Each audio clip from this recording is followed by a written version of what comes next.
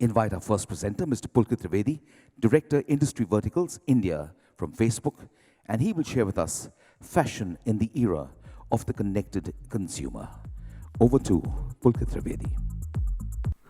Good morning, ladies and gentlemen. So thank you for being here this morning. I think this is the most exciting time to be in India. The last 10 years in India, we believe, have been very, very disruptive and transformative. At Facebook, I think we've seen that shift in the Indian consumer from the era of not being connected to being connected throughout the day, and the pervasive connectivity taking on the Indian market with 190 million active Facebook users on the platform. And there's huge amount of potential in the country that we see, and the impact of all this is that the Indian consumer has seen a massive shift in how he or she behaves today than how he or she behaved 10 or 20 years back. So what I'm going to talk about is a couple of trends that we are seeing with the emergence of internet, with the adoption of smartphones in the country, how this is basically impacting consumer buying behavior, and how digital is driving, which is at the forefront of driving this whole transition to an omni-channel play. And lastly, how do you really, as brands, think about a strategy that is very, very mobile-centric? How do you really engage with consumers, with millennials who are actually digital natives and more so mobile, smartphone native? So without much ado, I think we can't really overemphasize how the world has gone mobile. Just to share, mobile internet traffic in India and worldwide is 3x that of desktop traffic, and in just 1/3 of the time. And like many other things that India skipped, India also skipped the PC wave. So if you really see, we have about close to 400 million internet users, largely mobile first. So a typical Indian consumer comes on the mobile, comes on the internet on a 4-5-inch screen. That's his first interface to the internet. And we see no reason why, in our lives, of course, we are a multi-screen user, so to say, but most Indians, about 250 million plus data-active smartphones in India, don't see a reason to use a PC. So bad news for the PC industry, but yes, this is happening. Whether we like it or not, this is a startling fact. There are more smartphones in the world than there are toilets. So 6.5 million people use mobile phones versus less people having access to toilets. And there are more smartphones than toothbrushes around the world. In Africa, about 10% of the people have access. There are countries where just about 10% people have access to electricity, but they have access to a mobile phone. So this is a startling fact that is basically taking on the world. So mobile is actually taking on the world, make no mistake. So what I'm going to talk about is 3 facets, and the 4th facet is going to be at the end, which is really how brands should think about engaging with this whole new mobile consumer. So the first is that consumer is evolving fast. We all know the last 10 years in India have been very disruptive. The second thing is at the onset of all this change, fashion is at the forefront, and we'll talk how. And lastly, we believe on what we are seeing with this whole digital consumption, how lines are blurring between the offline and the online world of retail.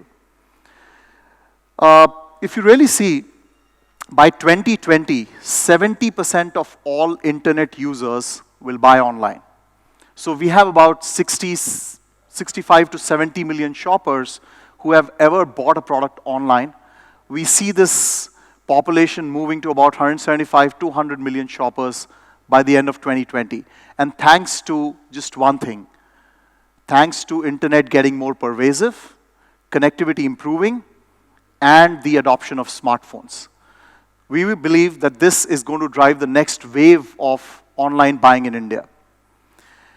India will be at the forefront of driving this whole digital shopper growth. So if you compare India to any of the emerging markets, India outshines in terms of the percentage digital growth in terms of shopping that we will see over the next few years. And by the way, this phenomena is largely mobile. If you look back at the history of e-commerce in India, of where it started, I think as India, when we compare it to China or US, where there is a high level of desktop penetration, we skipped that wave and we moved away from the e-commerce industry, moved from just selling books to selling products which are more emotionally driven purchases, right? If you really see in India today, and you ask any of the big online guys, more than 70% of their transactions are actually driven by mobile. And what we see, this is the study that we did along with BCG just about a month back, that India is leading the way on mobile purchases as compared to any other mature or emerging market. So we see that India will have the contribution of m-commerce as a percentage of B2C commerce is going to be about 42% versus a global average of about 34%. What does this mean? If you really see how mobile usage has shifted, I think in India, if you pick up any industry report that talks about smartphone usage in India, there are 2 or 3 startling facts that will emerge. One, that people spend about 3.5 to 4 hours a day on their smartphones. It's like a truly personal device. Have you ever imagined, I mean, the kind of anxiety that you get if you don't find your phone within 3 or 4 feet of yourself at any given point of day, whether in office, at work, while you're commuting, or at home? And largely, this consumption in mobile is largely driven by mobile apps.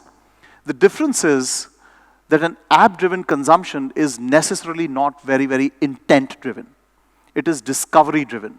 What that means is that you look for things that you want to look. You want to have access to the content that you would like to have access to, or you would like to be served content that is relevant to you. And in apps, people have come with this mindset to discover things that are just for them. It's not necessarily driven by a very focused intent. And this is where we believe we bring it all together. So if you look at Facebook in India, we have about 184 million monthly active users on the platform. 100 million, almost 100 million people access Facebook daily, on a daily basis, and they spend a considerable amount of time on the platform on a daily basis. What is startling is that majority of the people accessing Facebook in India access it on mobile. So about 95 million people in India access Facebook on a daily basis on mobile. This basically tells you that if you look at the center of what we see as a very mobile-centric behavior in India, we are at the forefront of driving this consumption. So if you typically see how the first-time internet users, what is his evolution when he or she comes to the internet, I think it's largely begins with messaging. Messaging is the first interface, first use case for a first-time internet user in the country, moves on to accessing platforms like Facebook, moves on to consuming a lot of video, and eventually will evolve to being an online buyer or an online shopper. And this is what we see happening in India. Interestingly, 9 out of 10 e-commerce users are also on Facebook. So when I talk about the 70 million shoppers in India, all of them, pretty much all of them, have access to Facebook. Now just imagine this, when as brands you think about this, 70 million shoppers in India, online shoppers in India who've ever bought a retail product online, non-travel. We are a platform which is roughly about 200 million monthly active users. So we are pretty much the superset of the buyers that exist in India presently. And this means is that you are likely to find your next potential buyer on the Facebook platform. Almost 80% of online purchases by Facebook users were on mobile in 2016. So it again reaffirms the fact that mobile is really, and you'll keep hearing this through the day, through multiple speakers, of how mobile is really disrupted. Uh, Iterative, we can't just stop emphasizing on how mobile is changing the consumer and his buying habits. Fashion is really at the forefront. And if you really see, fashion is at the entry point of the first-time online shopper in India. About a third of people who make their first online purchase in India, the likelihood of them buying anything is anything but fashion. So they're likely to buy a fashion product when they buy anything for the first time online, which means that this basically tells us 2 or 3 different things. One, mobile accessibility in tier 1 and tier 2 has over the years gone up. Maybe there is the lack of brands availability, the assortment of brands that are available to a small town guy while his disposable income may have gone up over the years and while he's on the internet. So basically, the manifestation of this is his propensity to buy a brand is likely to be fulfilled by a mobile device. 53% of users on Facebook basically have shown that they have a very dominant interest on fashion as a category on our platform. And if you really cut this demo down to 18 to 35, almost 86% of those users show that they have a very dominant interest in shopping as a category on our platform. What this means is that while we've seen Facebook grow in India, we've seen Instagram grow very rapidly globally and in India. And we expect that the Instagram user base is going to be more than twice by the end of next year. So on Instagram, as we speak, we have about 35 million active monthly shoppers. And you can imagine, the Instagram user is truly youth. The median age, perhaps, of an Instagram user will be anything between 22 to 24 years. Very, very engaged on the platform. And what we see on the Instagram platform is that 56% of Instagram users are interested in fashion.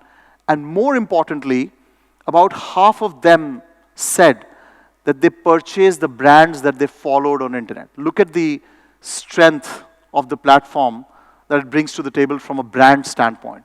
So if you are a brand manager, I think you should start thinking about mobile. You should also start thinking about how to basically go and engage this really millennial user on platforms like Instagram.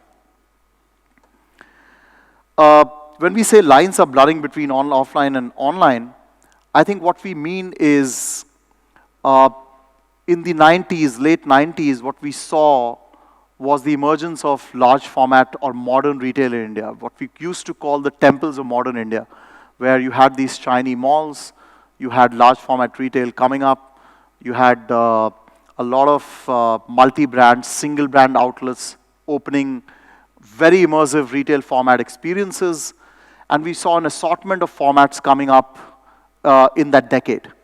What we then saw was the birth of e-commerce, and that was basically logical given that we were seeing the internet population in India grow from just about a handful of 40, 50 million users to about 100, 200, 300 million users starting 2005 and beyond, and the adoption of smartphone. Where we are right now is we are at a cusp of a mobile-first shopping experience. And this is very, very pronounced when you move beyond the 6 to 8 metros in India. So if you talk about a tier 1, tier 2 consumer, his experience on the internet, including online buying, is driven primarily by mobile. And what we'll see in the future is the emergence of omni-channel. So basically, there will be lines that will get blurred between online guys trying to build some form of offline experience and offline guys trying to build some kind of online buying experience. And they will somewhere merge in between, not too far away, but we believe that's going to happen in India. if you really see, the offline world of retail is not bereft of the digital footprint.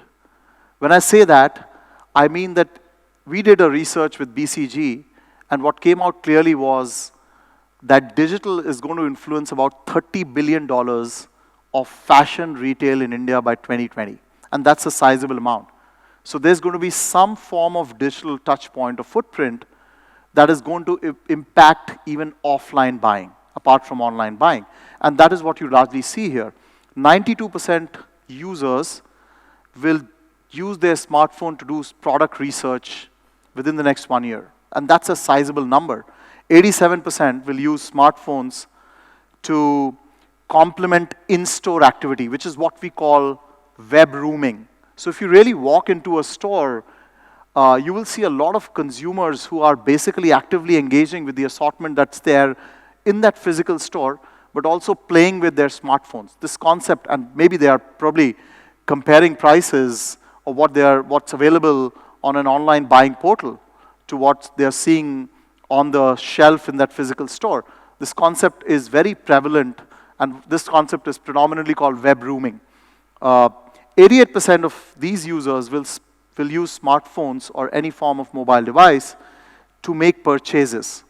So it's high time that even the offline retail world wakes up to the fact that mobile internet is real, and it has a very, very strategic, meaningful impact on how consumers are going to take or make their purchase decisions. What comes next is this whole mindset, and we will shift gears now on what this means to brands, right? What is this mindset that the consumer is demonstrating? If you really see, what we've seen in the world of digital is predominantly two things. One, when brands tend to engage, they tend to use what we call a pre-roll format, something like TV, where brands put up their message and it basically gets surfaced when somebody is consuming video content. On the other hand, there is a very potential mechanism where consumers raise their hand and when they search for products, that I want to talk to your brand. But there is something which is very interesting in between, which is what platforms like Facebook and Instagram serve, which is this whole mindset of discovery. I may not always be at the bottom end of the buying funnel or at the completely top end of the. I may be looking for content. I may be wanting to discover content intentionally or accidentally. And this is what we serve beautifully on both these platforms. So discovery as a mindset is a real phenomena, and we are at the forefront of basically encouraging brands to use our platform to tap into this phenomena. If you really see, when you talk about consumers, in apps, people or consumers expect to discover things that are just for them, right? So there are the two spectrums of this behavior. On one hand is the consumer who wants to get content that is tailor-made to them. And on the other hand are brands which now need to have a mindset to think how to make their content discoverable and more meaningful. Ultimately, the behavior of consumption on mobile is very different that you've seen otherwise in all other mediums in the past. So if you really see, personalization is not just crucial, it's going to be mandatory as you think about your brand and how you will engage these consumers who are showing such prolific behavior of consumption of content. So what you see here is a classic example of how brands should talk in between, let's say, two friends, one who's vacationing on the beach over a weekend and the other one who's planning a vacation. And there comes the most important real estate, which we call the newsfeed. So if you really see, the newsfeed for me is different from any one of you sitting in this room. So what you get surface on the Facebook newsfeed is very, very personal. And what brands need to realize is that this personalization element has to be tapped into. Because real estate is very, very limited. You got to make the best use of that real estate. And given the personalization of the content that is getting surfaced by platforms like Facebook and Instagram, you also have to be thinking about building content that is meaningful, impactful, and very personal to the consumer. Which is why we believe that shopping, if you really see shopping largely in this era of connected consumer, is very discovery-led. You really want to flaunt what you wore today. You need acknowledgement from your friends or relatives. You really follow celebrity public figures on what the top fashion trends are. You really very intently follow your family, friends, and relatives on how they look, what they wear, what they're doing on the platform, and so on and so forth. So ultimately what we've done, and this is our internal data, which says that Facebook influences the mobile-first shopping journey. And if you really see here, 9 in 10 consumers who seek information about a product are likely to buy a product.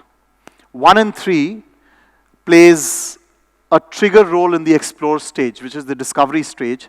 And 1 in 4 say Facebook plays a trigger role in the shop stage. So it's quite a dominant behavior that we are seeing on the platform. What comes to our minds then as brand managers, as creative people, as people who are running the business is the mobile screen perhaps limits the creativity element. Right? There is limited real estate, so what do you really do with the mobile screen? What I'm going to show you is a very interesting behavior that we've seen on the Facebook platform.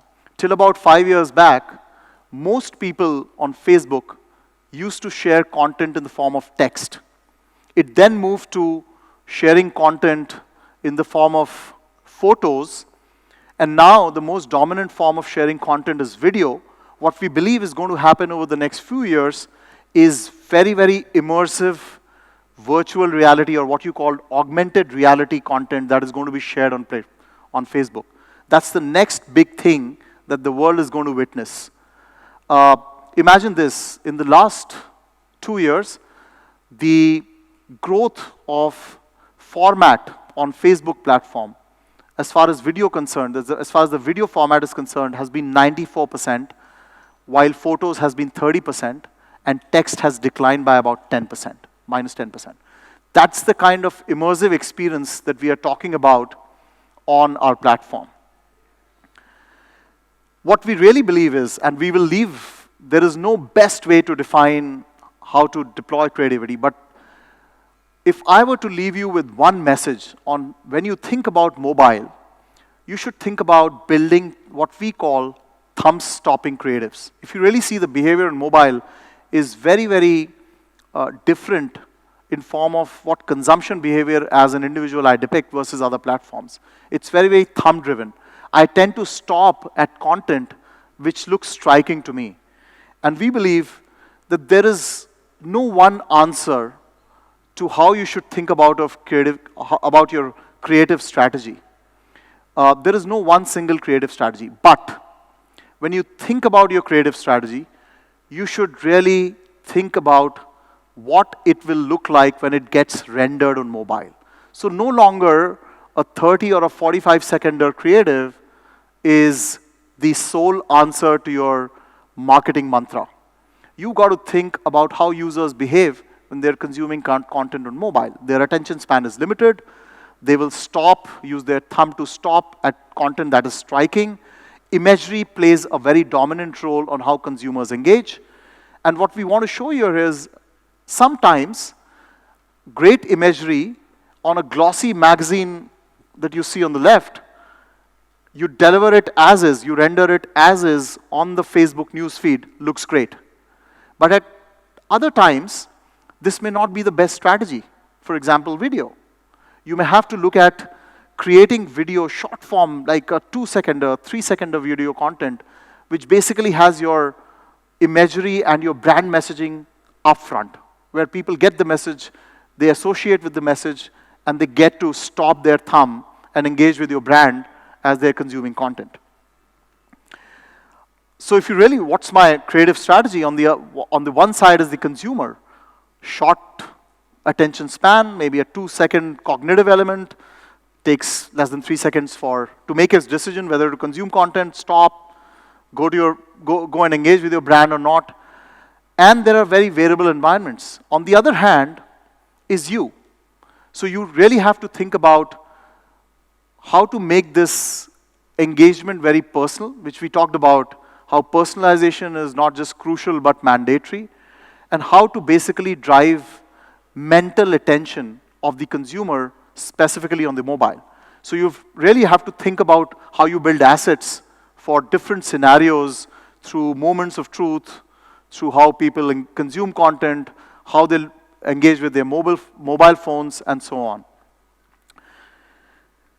Ultimately, I'll just share 2 examples where people have done a stellar job of driving what they call their advertising or marketing objectives. I think Myntra ran a campaign with us, which drove 20% uplift in ad recall and drove a 30% lift in app engagement for their consumers. They ran a video within the app with the intent to engage consumers more and more with the slew of products that they had to offer and try and drive higher engagement, higher brand engagement on their platform. On the other hand is a classic case of an offline retailer. Make no mistake that today mobile moves business. And when we say move business, this is the testimony of how Tanishq used the Facebook platform very effectively across formats, across ad formats, specifically on the mobile, to drive in-store sales. And what they eventually did was, over the period that they ran the campaign with us, they saw a 30% increase in retail footfall in their stores across India. So, as I was talking about, this goes back to my point that even the offline retail is not bereft of a digital touch point in India. Digital plays a very key role in terms of determining this buying behavior. And if you really see, if you are the sample size. If you walk into a store, more often than not, you've decided what to buy, thanks to your digital experience. When you walk into a smartphone store, you pretty much decided what you want to buy. Maybe in fashion, you are somewhere there. Maybe in more rational-led purchases, you have extreme clarity on what brand will you eventually buy, because a lot of digital consumption has gone into your decision-making process before you walk into an offline store. So I'll leave you with 3 messages. 1, mobile is real. It's sucking a lot of time in the day-to-day life of Indian consumers, and it has people's time and attention. Number 2, mobile has changed the way people discover and connect. And number 3, which is very important, whether you are an online player or an offline player, mobile has changed the way people buy. And this is going to get more and more dominant as we move. So thank you.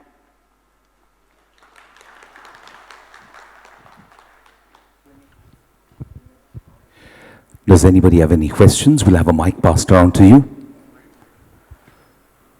Could you please raise your hand? What do you see as the role of the messaging platform in terms of e-commerce? Your messenger and the WhatsApp and those kind of platforms. I think the role is going to be real, and what we are seeing is it's hard to predict where, if in how many years will messaging start to play a real role in driving e-commerce in India, but I believe it's not too far. However, before it starts driving e-commerce in India, there are very real use cases that messaging platforms are going to see. Use cases in terms of consumer engagement. So for example, you as a brand may want to build a bot and try and integrate it with your CRM and see if you can use the Facebook Messenger, to address a customer-related issue, right? as we move, as the consumers evolve, I think, and as also brands evolve, and as payment mechanisms evolve, I think all of them will converge to a point when they will start facilitating commerce through messaging platforms. It's a little far, but not too far. I don't have a specific year when I can say that, look, messaging is going to impact X% of buying in India. But yeah, it's real. But before buying happens, we'll see some very interesting use cases of how you engage with customers, both on the customer relationship management side or grievance redressal side on those platforms.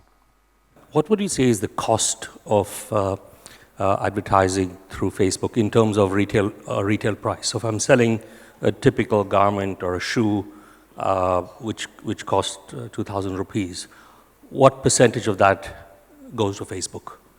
I mean, if I'm in the retail business, which many of us are here, average cost of retail is about 12 to 15%. What's the cost of converting a customer via Facebook? I think the spectrum of, if you really look at the cost of conversion, will significantly vary depending on the subcategory you're operating in, the number of players trying to advertise. So there is no one single number. But what we've seen is that we have been able to, over the years, give very compelling cost of conversions for both retail brands and online brands. Now, it's harder to measure the impact in a pure play online business versus a retail business. But I think, I don't have a percentage figure, but I think if you talk to the top retailers, they will say that, yeah, it's not cost per conversion that they look at in a pure play retail environment, because it's very hard to measure if somebody engaged with your ad on an online platform and then whether he walked into your store and bought, unless you do a focused measurement study. But yes, our cost per engagement metrics look very, very compelling for offline retail players. Hi. My question is actually very specific, related to the audience network, basically, which is provided by Facebook, and it's basically extending the contextuality parameter. Can you share some insights on, for if a brand is looking for increasing the engagement or specifically for ROI, how audience network is basically helping on that? So, ma'am, I'm really sorry, I don't have insights about the Facebook audience network with me, and hence I don't have the exact metrics that you're looking for. It's still at a nascent stage of adoption in India, but we believe as programmatic takes off in India, we'll see far more adoption. Obviously, the way to go, or any marketer's dream, is to programmatize advertising buying, because it's more effective, it's more machine-driven, and hence it's more ROI-centric. I don't have the numbers, though, on the audience network. No worries. Thank you, Pulkit. What I wanted to know, that a lot of data is being shared by users on Facebook, be it in form of photos, videos, or location-based. So are you moving something like that from those videos and photographs? You can recognize that what kind of new trends are there in the market, what consumers are using. If it's a big object they have bought, recognition from those videos and photographs, the kind of new trend, new colors, new items they have bought. So I want to know about this. Sure. So first and foremost, let me put this disclaimer up front, that privacy is very key to Facebook. So we don't share data that we can't share with anybody. What we do is, we take proxies, as you rightly said, to share signals that marketeers can best use to do very focused targeting. And to answer your question, yes, we do have signals which give us trends on what people are consuming, what brands are seeing more dominant consumption than others. For example, how many smartphone users do we have on our platform? How many Apple iPhone users do we have on our platform? How many Motorola users do we have on our platform? So things like these. And we are able to decipher trends from this consumption behavior. But given the fact that we are a people-centric platform, like it's about real identity, it's about real people, you've shared your identity, your demo, your age, your location. The targeting on Facebook, as it gets more and more granular, becomes more and more accurate than any other platform. So yes, we do pick signals, and we do use proxies to share those signals or behavioral traits where for marketers to make the best decisions. So we do. Hi. So from a consumer point of view, when do you see ad fatigue setting in, so as a platform doesn't lose relevance in the minds of the consumer? I think it's a very good question, and by the way, nobody wants to see ads. Nobody wants to see ads, including me. And that is why if you really see what we are trying to solve for, and we've come a long way, is when you get surfaced, when an ad surfaces on a platform, on the newsfeed on Facebook, it's very hard to distinguish whether it's ad or whether it's content. So the number one objective is you encourage brands to think in making creative assets which look like content. So the experience is non-intrusive for users. So we are doing a lot of things to encourage this adoption. And you may have seen this. I mean, most of the ads look like content on your feed, right? They don't look like ads. Some of them may. The other thing is we definitely limit the ad load on our platform. So we really try and see how you can basically surface ads that are most relevant to consumers and not intrusive. So we don't have a foolproof scientific methodology, but we're trying to build through, test, iterate, learn mechanism on what is the best way, how many times should a brand surface an ad or show an ad to a guy in which part of the funnel. So if you were to drive awareness, how many times should you show the ad to a consumer? If you were to build consideration, what is the right frequency? If you were to drive purchase, what is the right frequency? So rest assured, we really care about ad fatigue, and we really care about how ads should get surfaced on our platform. They should be very, very personal. They should be relevant, meaningful, and impactful. So it serves both ends of this spectrum. One, on the consumer side, they should find it non-intrusive. The other, on the advertiser side, who should build content which is non-intrusive and very, very personal for consumers. And they serve it at the right moment when they see the maximum ROI for their brand or product. Thank you. Okay, let's put our hands together for Mr. Pulkit Trivedi for that very, very informative presentation. Lots of insights, lots of food for thought, and yes, exciting but challenging times ahead for all of us. Thank you very much to Mr. Pulkit Trivedi.